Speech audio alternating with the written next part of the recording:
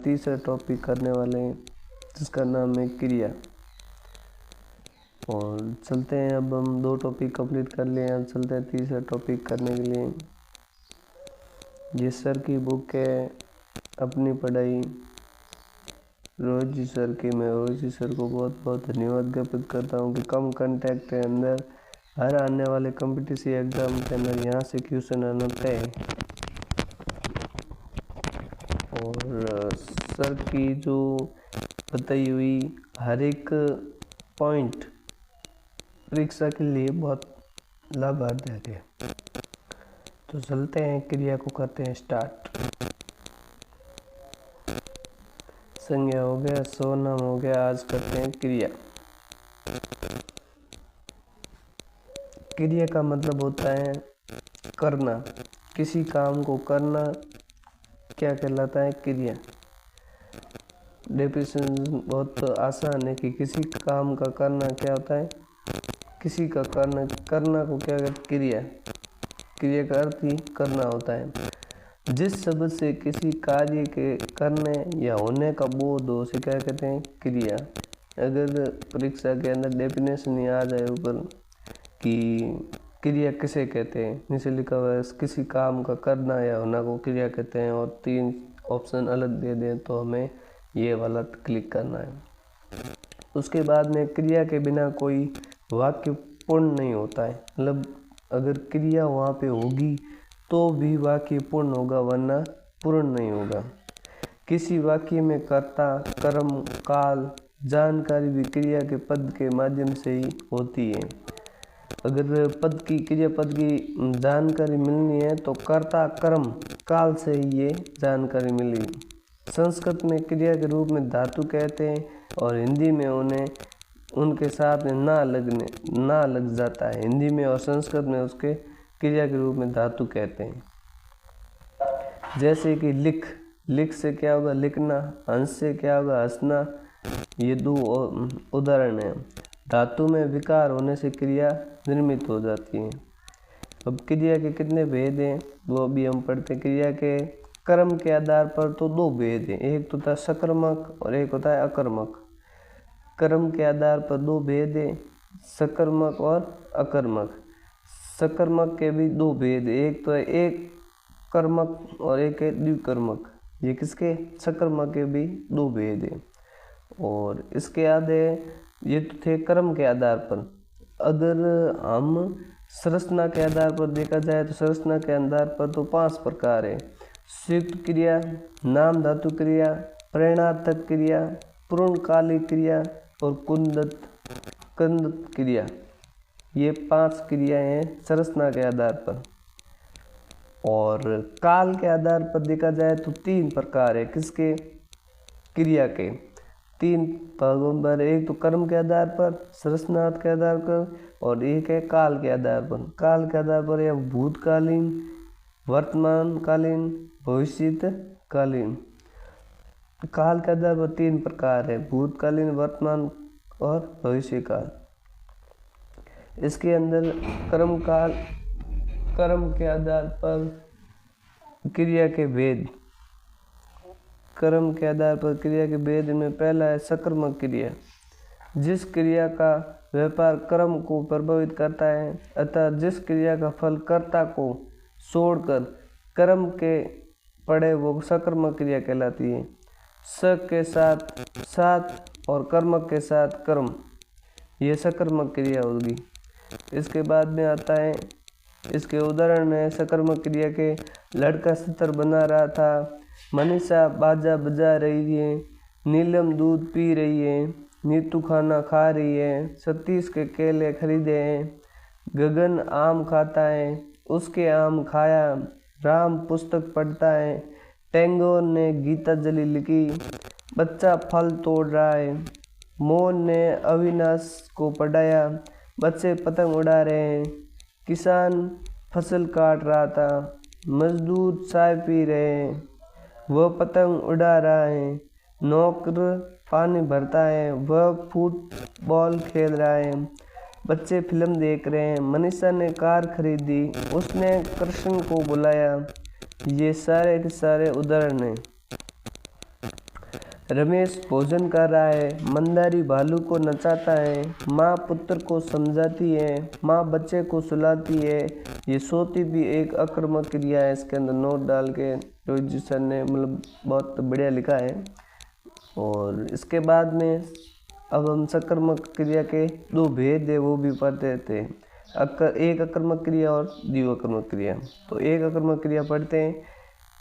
क्रिया के साथ एक कर्म प्रयुक्त होता है उसे एक कर्मक कहते हैं। बस उदाहरण के लिए माँ अखबार पढ़ रही है, सीता भोजन बना रही है, तो इसमें एक कर्मक क्रिया हुई, इसलिए क्या होगा एक कर्मक। दो अगर होंगे जैसे कि यहाँ है कि माँ पुत्र को समझ, एक तो माँ होगी और एक होगा पुत्र, तो इसलिए दो हो गए। इसमें क्या है माँ ही अखबार पढ़ती है, माँ कौन एक ही, तो एक कर्मक क्रिया। सीता भोजन बन, तो सीता भोजन कौन बना रही, सीता ही बना रही है, इसलिए एक कर्मक हो गया। बंदर केला खाता है, तो बंदर कौन है, एक बंदर केला खाता है। संदन ने सब्जी खरीदी, अब संदन एक ने भी खरीदी सब्जी। डाक या सिटी पर, इसलिए एक हो से क्या एक कर्मक क्रिया कहते हैं। इसके बाद में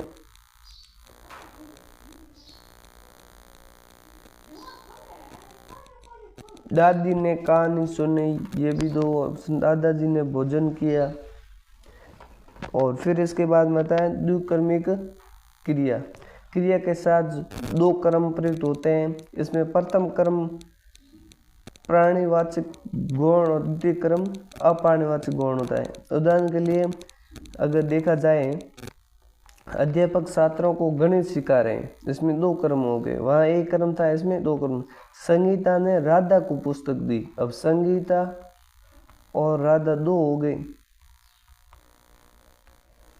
इसलिए ये क्या हो गया द्विकर्मक क्रिया कहलाई। इसके बाद में है कि अध्यापक ने विद्यार्थी को पढ़ा लिया और राम ने रमेश को केला खिलाया। लड़के ने अपने साथी को पुस्तक दी, मैं लड़के को वेद पढ़ाता हूँ, इसमें दो हो गए, इसलिए क्या हो गया द्विकर्मक क्रिया।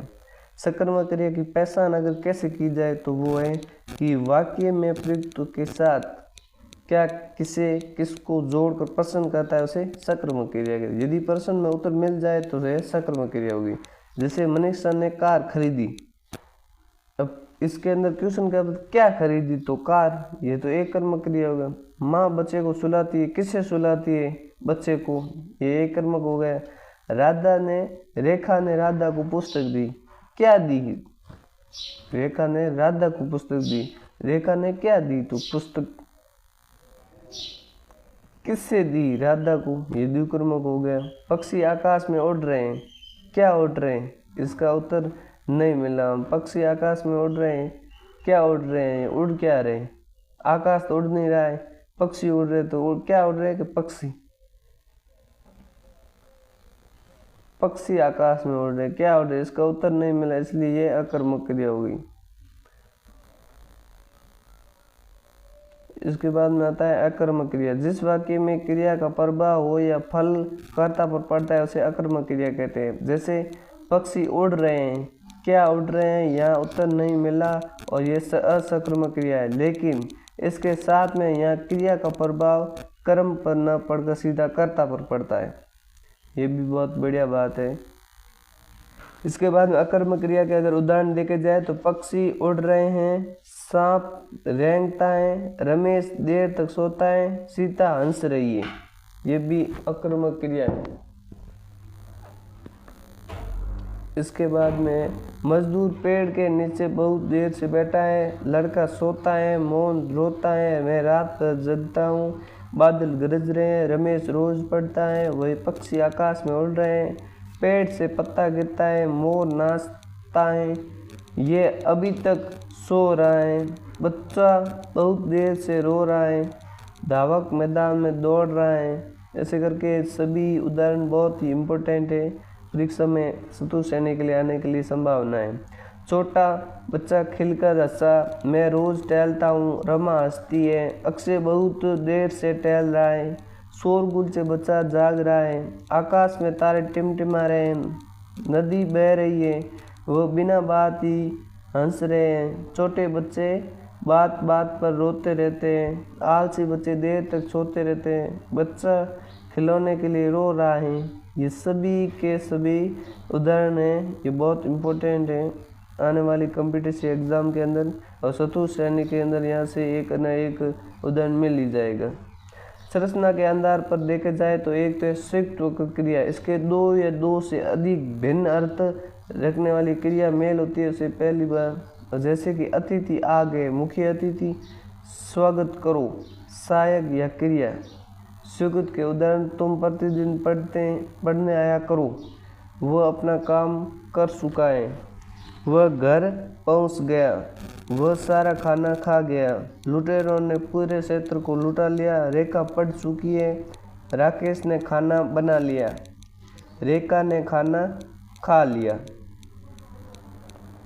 ये संरचना के आधार पर संयुक्त क्रिया के उदाहरण थे। अब हम पढ़ते हैं नाम धातु और नाम धातु के उदाहरण। नाम धातु ये क्रियात्मक और संज्ञा, सर्वनाम, विशेषण आदि बनाते से नाम धातु कहते हैं। हाथ ये क्या है? संज्ञा। हथियाना ये क्रिया हो गई। सूखा विशेषण है, ये क्या होगा? सुखाना क्या होगा? क्रिया हो गई। अपना सर्वनाम है तो अपनाना क्या होगा? क्रिया होगी। जैसे कि रंगना, जलाना, अपना, गरमाना, चमकाना, इसके अंदर ना आए वो नाम धातु क्रिया है। बस इसमें शॉर्ट कर समझ जाओ, ट्रिक है इसके लिए कि जिसके पीछे ना आए वो क्या होगी? नाम धातु क्रिया। नाम धातु और ना आए उसे नाम धातु क्रिया। तीसरा है प्रेरणात्मक क्रिया। जब कर्ता स्वयं कार्य का संपादन करे, किसी दूसरे के कार्य को प्रेरित करने उसे प्रेरणात्मक क्रिया कहते हैं। उदाहरण के लिए सरपंच ने गांव में तालाब बनवाया, राम श्याम ने पत्र लिखवाता है, रेखा सुचित्रा से पत्र पढ़वाती है, पुलिस ने चोर पकड़वाया, वह नौकर से कपड़े धुलाता है, श्याम राम को जगवाया। नोट सभी प्रेरणात्मक क्रिया सक्रमक होती है। ये भी एक नोट लिखे सर ने डाला है। इसके बाद में वो है पूर्णकालिक क्रिया। जब किसी वाक्य में दो क्रियाएं प्रयुक्त हो तथा एक क्रिया दूसरी क्रिया से संपन्न हुई हो, संपन्न होने की क्रिया ही पूर्णकालिक क्रिया कहलाती है। ये लिंग, वचन, पुरुष, काल आदि के लिए प्रभाव नहीं पड़ती है। संयुक्त उदाहरण अंकित खेल कर पढ़ने बैठता है, रेखा खाना खाकर जयपुर जाएगी, वो पढ़कर सो गया, मदन खाना खाकर गया, मोहन नहाकर पूजा करने लगा, भीम दुर्योधन की छाती पर चढ़ गया, वह चाय पीकर घूमने जाता है, मैं नहा धोकर नाश्ता करूंगा, वो नहा कर पढ़ेगा। पूर्णकालीन क्रिया एक तत्कालीन क्रिया भी है। इसके एक क्रिया के समस्त होते हैं। तत्कालीन दूसरी क्रिया घटित होती है। इसका निर्माण धातु प्लस ते के होता है। उदाहरण के लिए पुलिस के आते ही चोर भाग गया। इसके बाद में 5 आता है वो एक कुंदन क्रिया। क्रिया शब्दों के अंत में प्रत्यय योग के क्रिया कुंदन क्रिया कहलाती है। क्रिया और कुंदन चल, चलना, चलता, चक्कर, चलकर, लिख, लिखना, लिखता और लिखकर, यह भी कुंदन क्रिया है। क्रिया के भी अन्य प्रकार है, सामान्य क्रिया और सजातीय क्रिया। जिस क्रिया में क्रिया का प्रयोग होता है जैसे रवि जाता है और ज्योति आई। सजातीय क्रिया वे क्रिया है जो कर्म क्रिया दोनों ही एक धातु बना, कर्म और क्रिया दोनों ही एक धातु बना से भारत ने लड़ाई लड़ी, ऋतिक ने अपनी बोलियाँ बोलता है, श्याम 80 साल चलता है। ये सजातीय क्रिया हो गई। इसके बाद में आता है काल के आधार पर क्रिया के कितने भेद हैं। 3 भेद अभी हमने पढ़े, भूतकाल, भविष्यकाल और वर्तमान काल। भूतकाल, वर्तमान काल और भविष्यकाल। भूतकाल वो गांव गया, गांव चला गया, यानी कि गांव चला गया है, अब क्या होगा, ये भूतकाल हो गई। वर्तमान काल में ताराचंद पुस्तक पढ़ रहा है, जो अभी पढ़ रहा है, तो क्या होगा, वर्तमान काल। भविष्य काल मैं पुस्तक लिखूंगा, अभी लिखी नहीं है, लिखूंगा, ये हो गया भविष्य काल। फिर इसके अंदर एक कोई इम्पोर्टेंट बिंदु है, पढ़िए कि व्यक्तित्व अथवा शब्द निर्माण की दृष्टि से धातु 2 प्रकार के होते, एक होती मूल धातु और एक होती योगी धातु। ये किसी दूसरे पर आमंत्रित नहीं करती है, स्वतंत्र होती है, खुली, आजाद, अकेली रहती। कौन? मूल धातु। खा पी देख कर बैठ चल, बस। और योगी इत्यादि ये किसी प्रत्येक से योग बनाती है। खिला पड्डा इत्यादि। लिंग वचन काल पुरुष क्रिया के विकारक हैं। हंसना, रोना, चलना, उड़ना, डूबा, बा, छोड़ना, नाचना, सीखना आदि ये क्या है? असंक्रामक क्रिया है। ये हमारा आज कंप्लीट हो गया क्रिया वाला टॉपिक। बेहद आसान, कॉम्पिटिटिव एग्ज़ाम के लिए इम्पोर्टेंट क्रिया आज हमारा कंप्लीट हो गया है। ब्रह्मास्त्र बुक के अंदर आज पूरे राजस्थान के अंदर ब्रह्मास्त्र इम्पोर्टेंट हो रही है। रोज जी सर द्वारा ये लिखी गई है, मैं यहाँ आपको अपलोड करवा रहा हूँ। बीपी स्टडी 45 चैनल पर। तो कैसी लगी ये आपको क्लास कमेंट में ज़रूर बताना। अगर आपको समझ नहीं आया तो वापस कमेंट कर देना, मैं आपको और डेफिनेशन तरीके से समझाऊंगा। और मिलते हैं अब नेक्स्ट अगली क्लास में। तब तक के लिए बाय बाय। जय हिंद, जय भारत।